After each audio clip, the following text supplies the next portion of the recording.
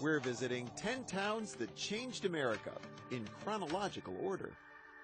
Not far from Olmsted's idyllic suburb, a captain of industry built the perfect town for his workers, or so he hoped.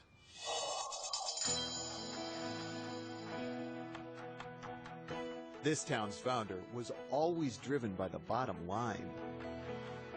George Pullman created the palace car, transforming train travel from punishing to pampering. In the process, he became one of the most powerful industrialists of the 19th century. We can think of him as kind of a Steve Jobs in a certain way, right, for his era. He created demand for this luxury item that so many people felt was a necessity. His palace cars were such a hit that in 1879, he started planning a new factory south of Chicago that included an adjacent company town, which he named for himself. He designed the town to be both profitable to his investors, so it would be run as a business, but also to, in his eyes, perfect capitalism. Anything that was a little bit nicer or was an amenity for you couldn't be given to you if it was going to be to the detriment of this town making money for the investors in the company. Pullman was sure his attractive, efficiently run town would discourage workers from striking. It was a very, very bold and brave experiment. Pullman's architect, 26-year-old Solon S. Beeman, took the basic idea of a grid and opened it up with parks, impressive public buildings, and dramatic views.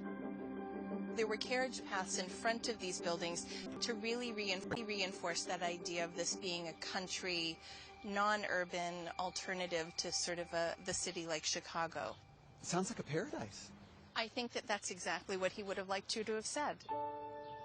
The design of the housing was carefully planned to suit the status of workers up and down the corporate ladder.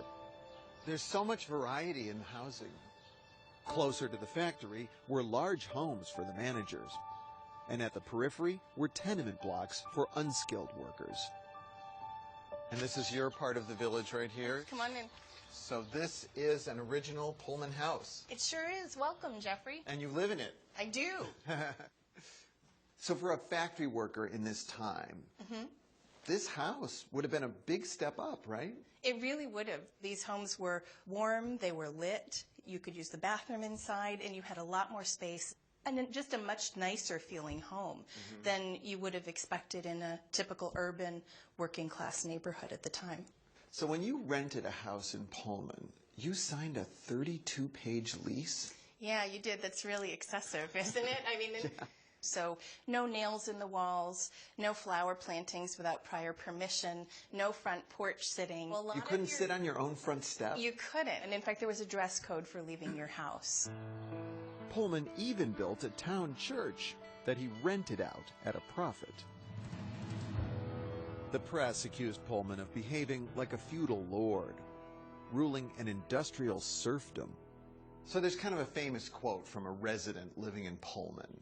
We live in our Pullman houses, we go to work at a Pullman factory, we worship in a Pullman church, and someday we're all going to die and go to a Pullman hell. In 1893, a financial panic brought tensions to a head between George Pullman and his workers. What he did is he cut workers' wages, but he didn't cut their rents.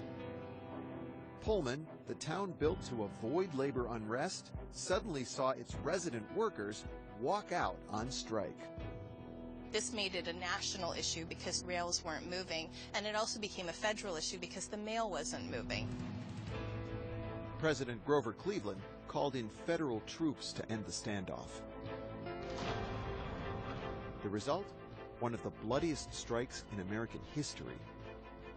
The strike goes up to the Illinois Supreme Court, where they decide that the company cannot control the housing for its workers.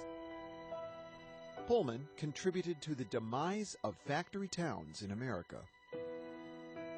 As for George Pullman, the loss of his reputation was devastating. He really felt at the time that he was very misunderstood. He died of a heart attack 3 years later. His grave was designed by the town architect, Solon S. Beeman.